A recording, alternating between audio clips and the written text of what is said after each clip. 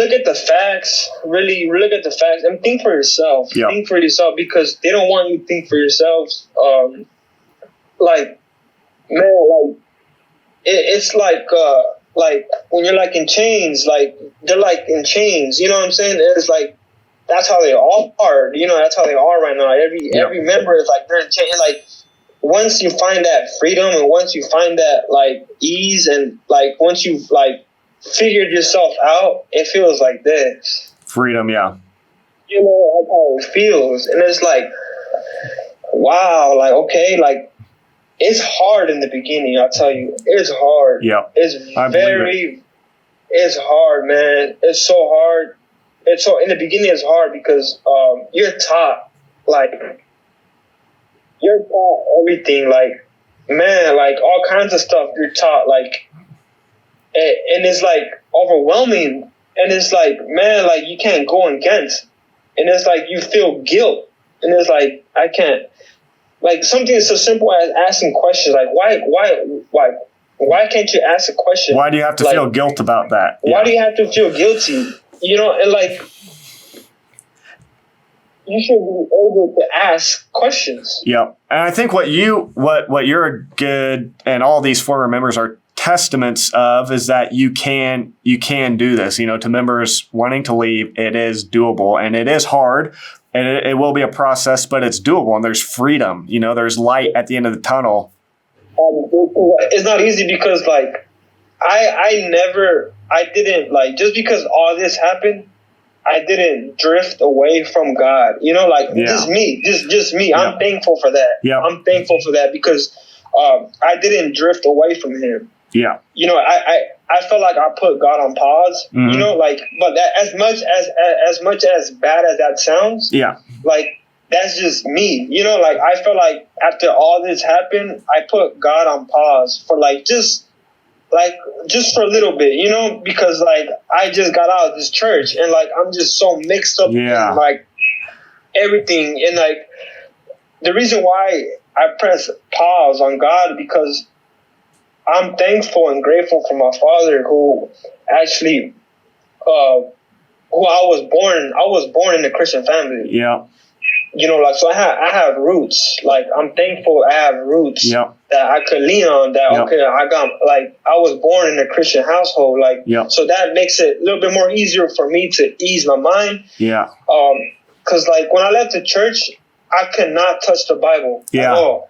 Yeah, I couldn't touch it. I couldn't see it. I couldn't I had to store it away. Like whatever I did not throw away my Bible. Like I cannot throw it away. I cannot throw it because it's holy. You know what I'm saying? Like, it's the holy Bible. Like, I'm not worshiping the Bible, but it's just the Word of God. Yeah. You know, like, the Word of God to me is precious. To me. And that's that's awesome to hear you saying these things, because I think maybe of everybody we've interviewed, you've been out the longest, if I'm correct. Maybe I can't remember exactly how long Luke from England had been in, but it's cool to hear, and that's kind of what I really wanted to get at here, is just that maybe you speaking into this situation, because we're telling people all the time, and that, man, making these videos, the last thing we want to do is just encourage people to leave, and that's it. Like, we're encouraging people to leave because we believe that there's actually a real gospel, that Jesus is actually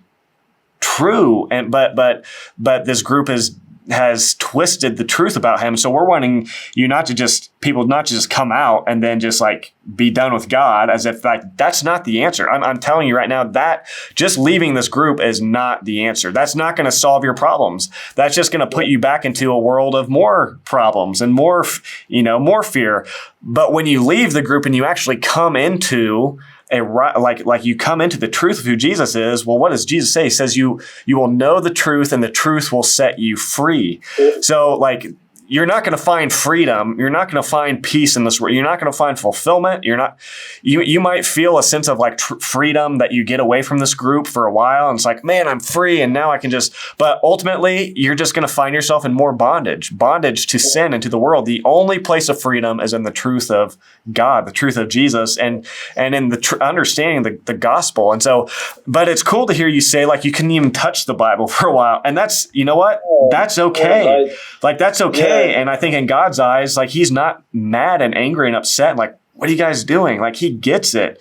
It says in Hebrews that Jesus is a sympathizing high priest. He was a human being. He can sympathize with our weaknesses. And so unlike the gods, the false gods of Ong Song Hong and Mother, who are just constantly disappointed and like upset and like, why aren't you doing this? Why aren't you doing that? That's not Jesus. Jesus, it says in Hebrews, he tasted flesh and blood.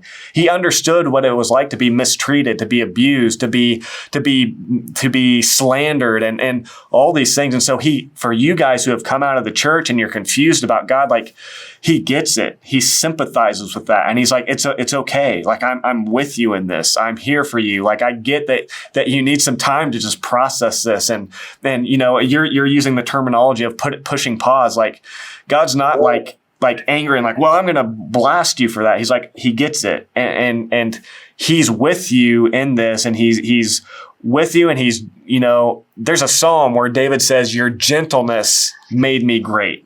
I love that. Like it's the gentleness of God that makes us great. It's not God's condemning and disappointed look and like his disapproval.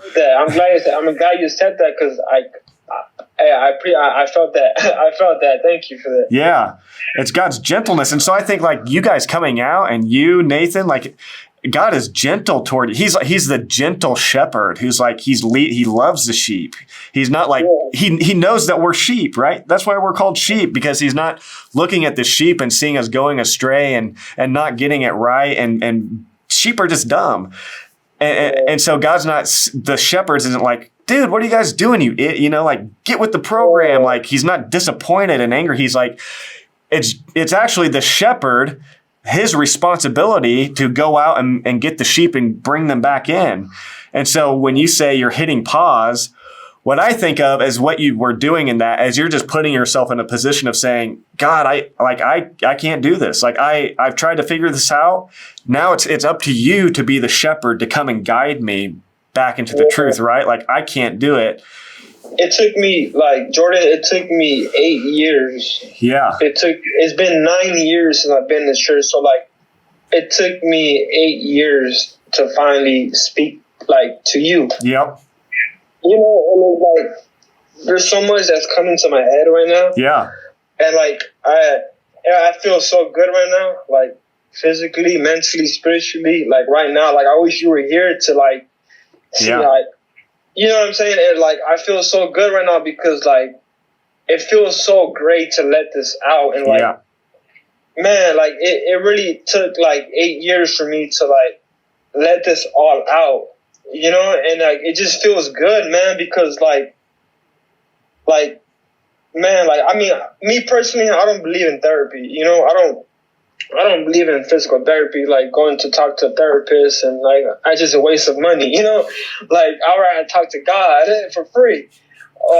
But just this platform that you given, that you have, really, it already helped me and it's gonna help me along down the road. Yeah. But this gives a better understanding to people who know me and know, who know me but not know why I am who I am, why I am. Yeah. Because this church affected my life a lot. Yeah. It affected my life a lot. So I'm grateful that people are gonna watch this and understand me more because I've lost a lot of friends along the way because of this church.